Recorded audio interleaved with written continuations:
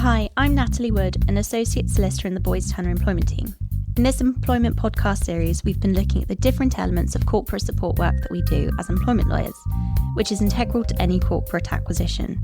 In this episode, we're going to be discussing the pension issues that often crop up when dealing with these corporate acquisitions. These can be tricky, and we'll be looking at the common issues and risks that arise and hopefully provide some guidance to both buyers and sellers.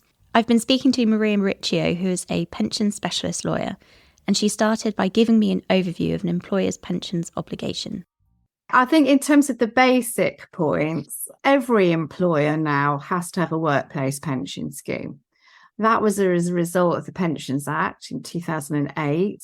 So before we had auto-enrolment, we all know this is auto-enrolment. Before we had this, employers that had 5 or more employees had to designate a stakeholder pension scheme and allow those employees to join it if they wanted to. So it wasn't compulsory and it didn't require the employer to contribute. So they weren't very popular because the employees couldn't be bothered if the employer wasn't paying anything into it. Hence the introduction of workplace pension schemes and auto-enrolment. Oh, that's really interesting. So auto-enrolment, whilst the employer has an obligation to provide a workplace scheme, they don't have to auto-enroll all their employees. It depends on their age and their earnings brackets. So, but broadly, those that do have to be auto-enrolled are what are known as eligible job holders. So in terms of the different types of pension schemes, obviously I know there's a few, and we often see in corporate transactions that employers and even the most sophisticated employers tend to get confused about the different types of schemes. So they get confused between what a personal pension scheme is, rather than, what an occupational pension scheme is. So it would just be helpful, I suppose, if you could outline sort of the different types of pension scheme. Well, we obviously have occupational schemes and personal pension schemes. Now, an occupational pension scheme is generally set up under a trust. So there are different types of occupational scheme. The main ones that will crop up are what's known as defined benefit schemes. Now, these are the ones you may have seen banded about saying final salary or career average revalued earnings schemes, CARE for short. There are also defined contribution schemes, or also known as money purchase schemes. You can get hybrid schemes that have got a bit of both in them. So a bit of DB, bit of DC. You can get sectionalized schemes. Now, these are usually industry-wide schemes where an industry comes together. The employers don't want to set up their own separate schemes, but under this umbrella, they can all become participating employers. A good example of that is the social housing pension scheme. And you can also get master trusts. Now, these are examples of workplace pension schemes like Nest and the People's Pension. And we also come across quite regularly in transactions small self-administered schemes, or SAS for short. Now, these schemes are often operated in smaller family-dominated companies where the directors are also the owners of the business. Now, if you were tasked at trying to work out, have I got an occupational scheme or have I not? Usually, you will find a whole load of trust documents floating about. So they will be deeds, declarations of trust, or resolutions. Now, if it's a sectionalized scheme, so something like the social housing scheme, again, there will be participation agreements in that scheme. So you will see those as well. For small self-administered schemes, they're always under trust. So you will find deeds, resolutions, etc. So broadly, that's the type of thing you'd be looking for. So if something like that came across your desk, you will probably think, yeah, that's probably an occupational scheme. Whereas personal pensions, they are contractual, provided by insurance companies. Now, they're just basically, like I say, they're personal pensions. If an employer has what's called a group personal pension plan, all that is a collection of personal pensions that they've branded by reference to the name of the company. But they are individual pots of money, and they will almost certainly be DC, or defined contribution. The paperwork on these is a bit more limited, but you'll probably find guidance, booklets, maybe illustrations. There might be the original application that the employer made to set up the group personal pension, that type of thing.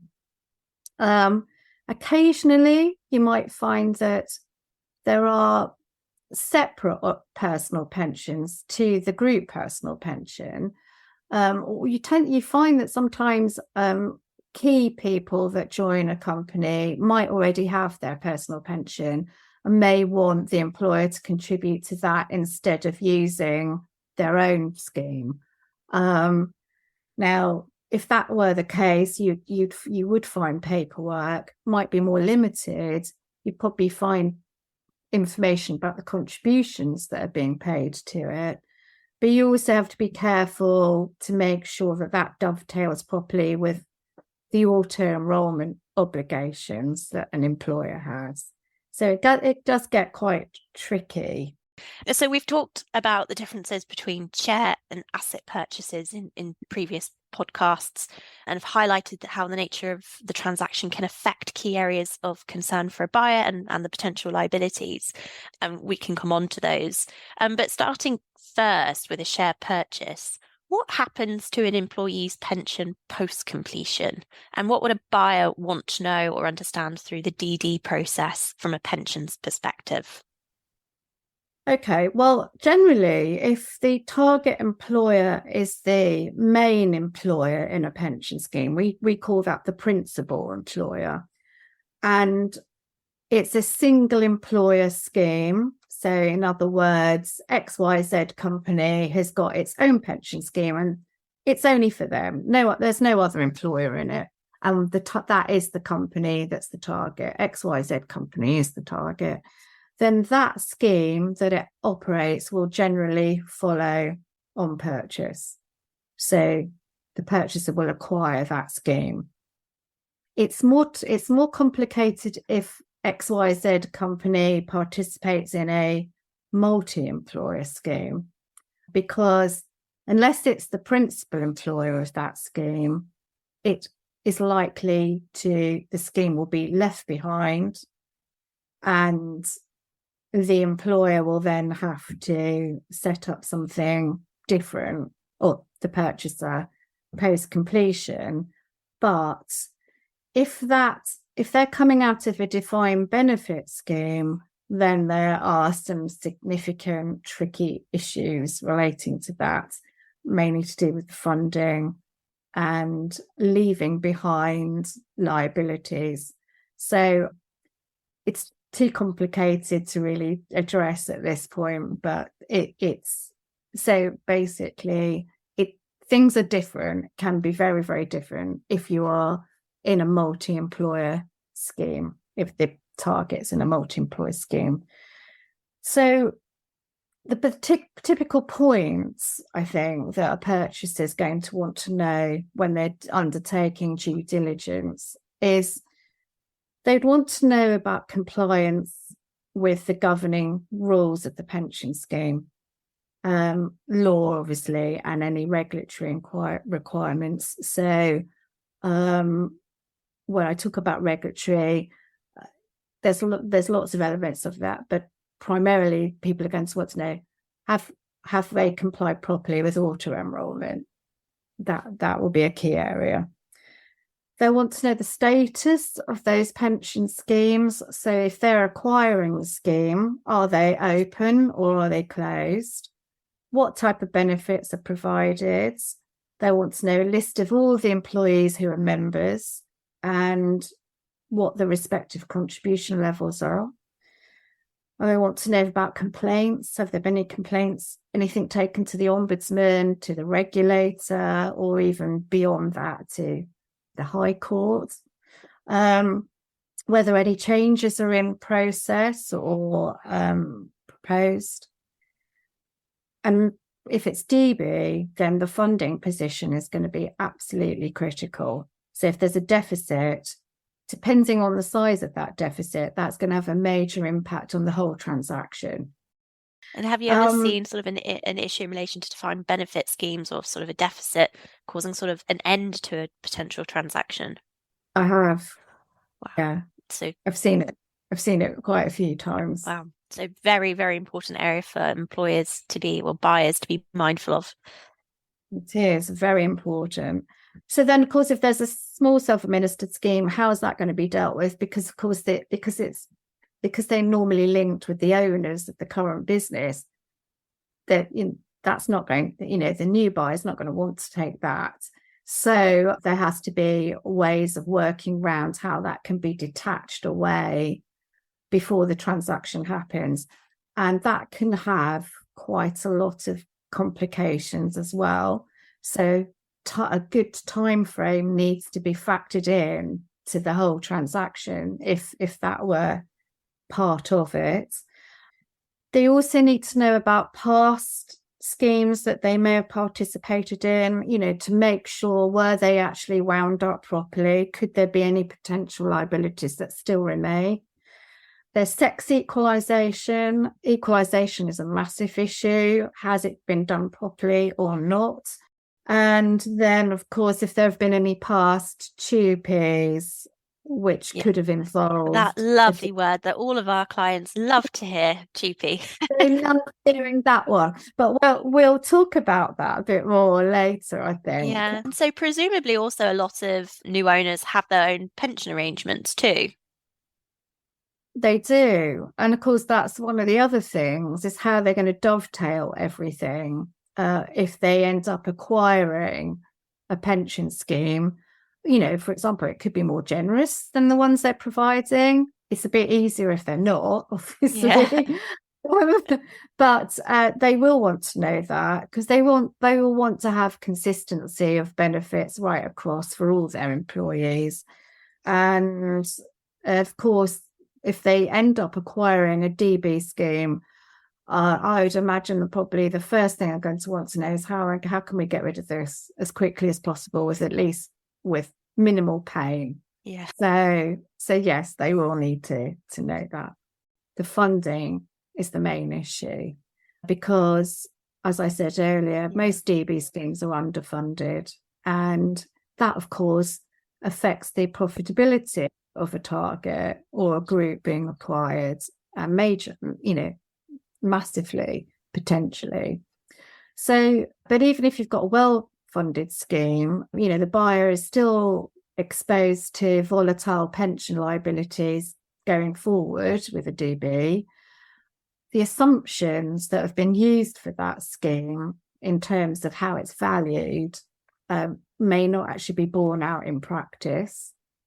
And they are heavily regulated, and so nobody really wants them anymore. So a buyer's going to want to obviously negotiate suitable commercial terms to protect from those funding risks. In some situations, the scheme stays with the seller's group.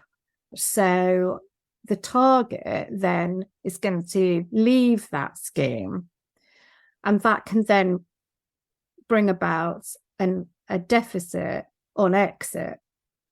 So a trigger. Okay. So of course there's all of that will need to be dealt with. How are you going to deal with that? That is an extremely difficult area. All of these are case by case. You can't really say that there's one size fits all. So presumably that's something the pensions regulator would sort of be interested in if there's sort of a material detriment to the scheme. They would be very interested in that. Yeah, I'll talk a bit more about material detriment. So yes, even if the parties are broadly happy with everything, if that exit does produce what is called a material detriment, then the regulator is going to be all over it. Material detriment, we also call it moral hazard. It's another, it's, so is there a moral hazard risk? Now, for example, if that target is financially strong in the current pension scheme, but then it comes out of that pension scheme and then it leaves behind the pension scheme, which is then weakened by its exit, then there is material detriment. Now, if there's any concern about whether there could be material detriment or not, the parties could consider going to the regulator to seek clearance of the transaction. Now, if the regulator gives clearance to the transaction, then they are in effect saying, we don't think there's moral hazard here. So we wouldn't use our powers to issue either a contribution notice or financial support direction. So it's basically giving a stamp of approval, really. Before the event. It's before the event. How long broadly would it take for an employer to get? Obviously, just sort of being mindful of transaction timescales, they can often be tight. Is that a fairly quick process or no? No, I don't know. I mean, clearance is not very popular anymore. And I think the reason for that is that because it's been around for a while, when it first came out, and people were panicking about when they were assessing something, whether or not it could be moral hazard or not. I think employers and advisors are a bit more au fait about whether something looks like it could be or it's not. Whereas before it was more blurry. So I think that to err on the side of caution, a lot of employers would decide, well, we're going to go for clearance anyway. So it's not quite as popular anymore. But I mean, really, there could be some situations where, you think it might be a better thing to do than not. Now, in terms of their timescale, they used to run at maybe 8 weeks, something like that. Because there's a lot to be done, because it's not just a question of the employers or the parties to the transaction wanting to do it. The regulators want to see that the trustees of the pension scheme are happy with what's happening. So they come in. Everyone's got to be separately advised, obviously. So there's a whole host of things that have to happen before even something ends up on the regulator's desk. So it's not a quick process.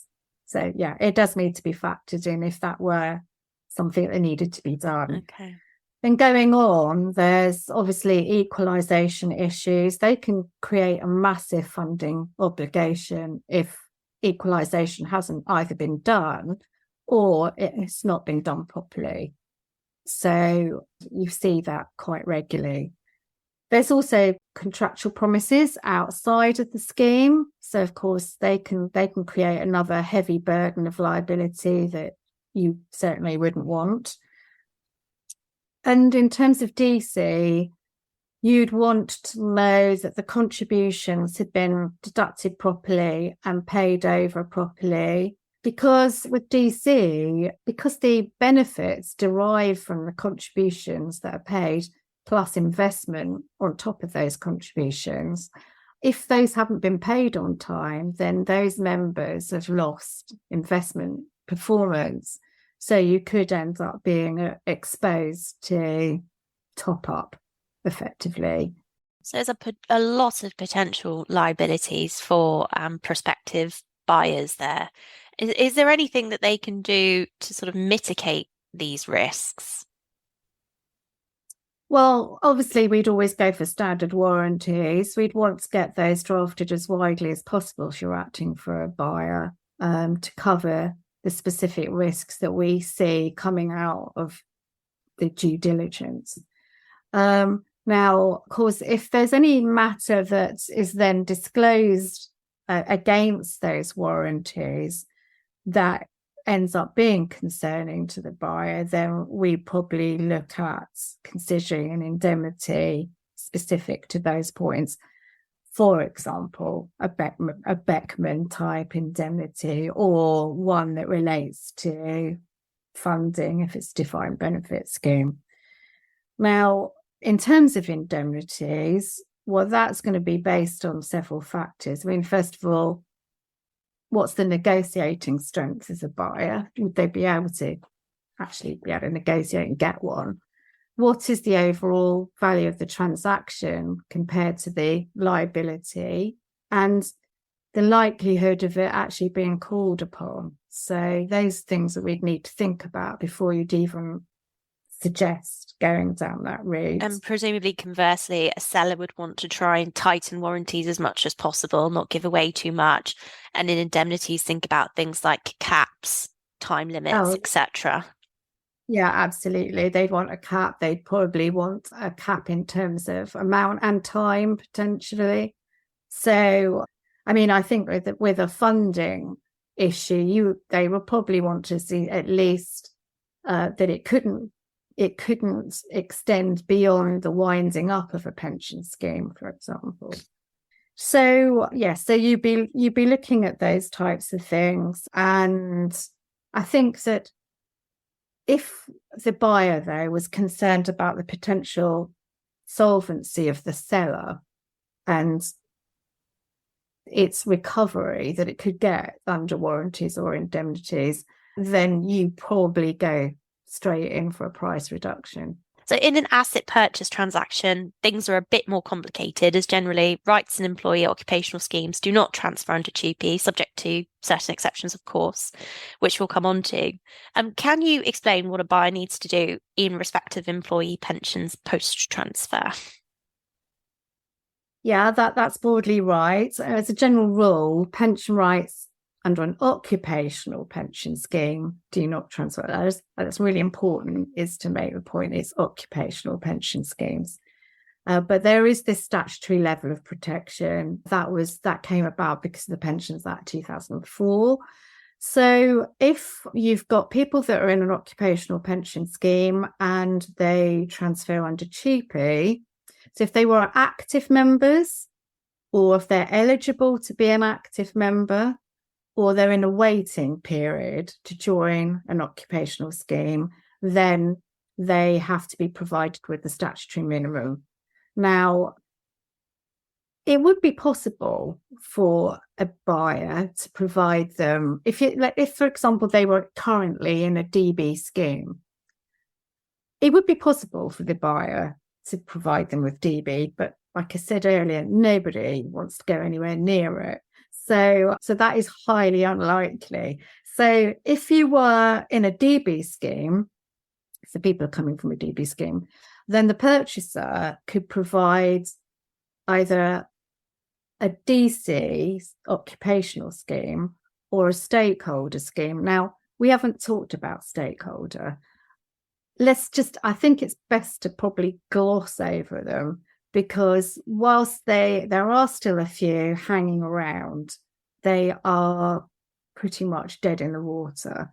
So it's not really something that's worth sort of talking about in too much detail. Yeah. So let's just talk DC. They can give them a DC scheme where they would match the employee contribution up to 6% of remuneration. So that's what they can do.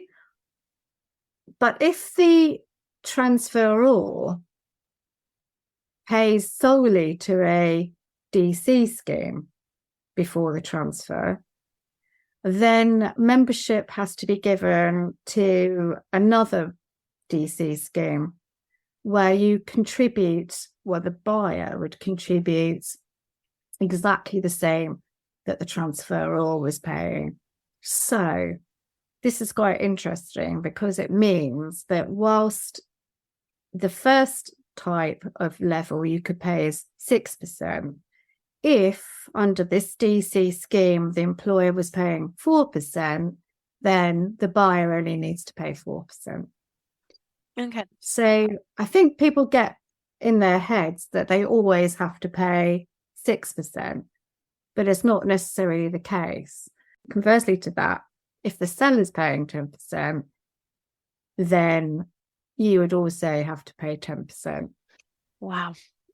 So you could end up paying less than the 6, but you could end up paying more. So it really depends on what the pension provision actually is.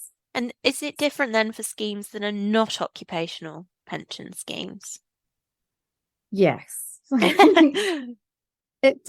Personal pensions, they fall outside of the pensions exceptions under TUPE because they are not occupational pension schemes. So the contractual terms just carry on. So, for example, if you've got a GPP where you're paying 10%, some are paying 12, some pay 15, or you would end up having to pay that as the transferee. There's also life assurance. So, for example, if there is a death benefit only life assurance scheme, and you see that quite regularly, paying 4 times salary or sometimes 6 or even more, that will also pass automatically. So in an asset purchase, we know that some benefits such as early retirement, redundancy benefits, for example, can transfer. And these are referred to as the Beckman and Martin liabilities. Would you be able to just explain this in a bit more detail?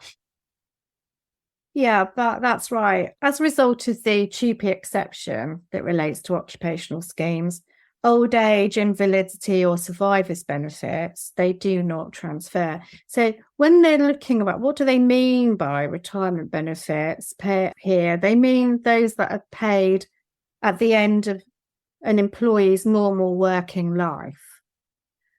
Often you'll see that referred to as the normal retirement date. So that's what they mean by old age benefits. And then obviously anything paid as a result of ill health, because usually if somebody is in ill health, some benefits get paid earlier. And contingent benefits, which are paid to survivors if the member were to die whilst still in the pension scheme. But there are occupational pension rights that do not relate to old age, invalidity and survivors. And these are what we now know as Beckman and Martin rights. And these are the ones that do transfer. Now, when we look at what a Beckman and Martin right is, it's a throwback to the 2 cases that came from the European Court of Justice, still binding on us in the UK. Beckman related to a transfer from the NHS to the private sector, and Martin was from the NHS to another part of the public sector. The benefits that they had under the NHS were defined benefits, and they looked closely at what do they mean by old age, and they decided that certain early retirement rights, so benefits that were in a pension scheme to enhance early retirement, specifically if you were retiring early due to redundancy, were not old age benefits. They were being paid earlier than, if you like, what they meant by old age, which was at the end of your working life. So when we do due diligence and we know that there may have been benefits in a DB scheme, we have to look very carefully as to whether or not any of those that have transferred relates to Beckman and Martin, because quite often it's missed, and it only arises when a transaction is happening now where somebody is eagle-eyed and has spotted, oh crumbs, actually there could have been Beckman and Martin problems here. And of course, if there are, they really cannot be replicated. So the only way you can deal with it is basically by giving those individuals an enhancement of some sort, usually a lump sum. And then of course there are tax consequences relating to that. We'll gloze over those a bit, but broadly, it's a liability that a buyer is going to want to is going to have to deal with, but needs the money in order to deal with it. So that's when we'll be starting to ask for reductions in price. Maybe might get indemnities, combination. In an asset purchase transaction, then, would it be fair to say that Beckman liabilities are one of, or the main sort of areas of liability? Completely. It is one of the main. Obviously, there's also the issue about the level of contributions to make sure that they've all been paid properly as well. And what we're going to be paying a buyer, what they would be paying going forward. But there is one little fly in the ointment as well, because whilst we've talked about the moral hazard issues relating to a share sale, it can actually arise with asset purchases as well, because if you could get it in a situation where you're the target, so the TUPE, all the assets are they've been come out of a particular company, leaving that as in effect a shell back in the original group. But of course, if that company and those assets had supported that pension scheme and those assets have now been taken out, then you're at risk to moral hazard. So you could end up having the same sorts of issues even on a TUPE, so an asset purchase. And so lots for a potential buyer to think about, and indeed a seller too. Absolutely. So just as a final question then, there are certain nuance with employees who are employed in the public sector who are then compulsorily transferred into the private sector. So appreciate this is a complex area, as sort of much of pensions is, but would you be able to just explain what these nuances are? Yeah, and this all comes about because of Beckman and Martin, because obviously those cases related to transfers out of the NHS. So, and basically what happens now is that if you've been transferred into the private sector, then what's known as the fair deal guidance comes into play.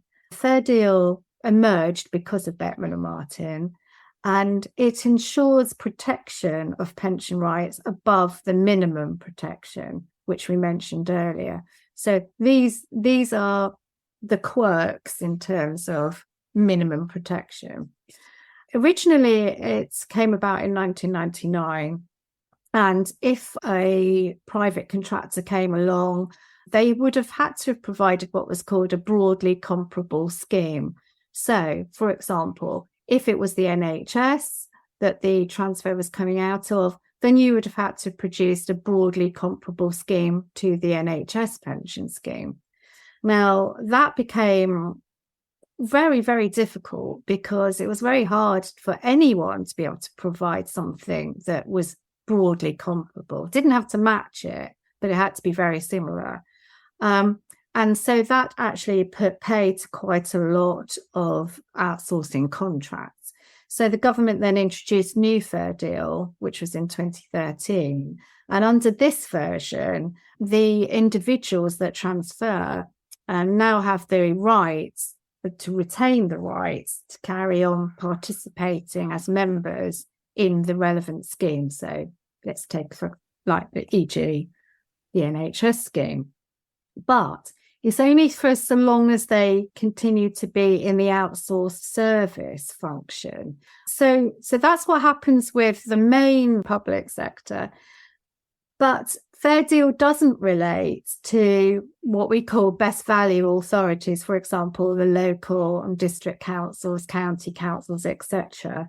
They're covered by something called the best value direction. Now, you'll see this cropping up more often probably in deals than others, because you tend to find that it's more often that you're going to get an outsourcing from local government to the private sector. Now, under these, you can still have broadly comparable, but in most cases, you wouldn't do that. You would enter into what's called an admission agreement, which allows you to be participating in the local government pension scheme. So, and you would become what's known as an admitted body. That basically sums up the differences that you have when you're dealing with a compulsory transferred person into the private sector out of the public sector. Well, that's all really interesting. So thank you very much for explaining that, and also for all of your insights in this podcast. I've enjoyed it, actually. Thank you. That was Maria Riccio, a specialist pensions lawyer. In our next episode, we'll be speaking with Chris Harbour, who is head of our immigration team, to discuss key immigration issues that arise in corporate transactions. Just subscribe or follow the podcast and you'll be able to listen to the episode as soon as it is available. Thanks and goodbye.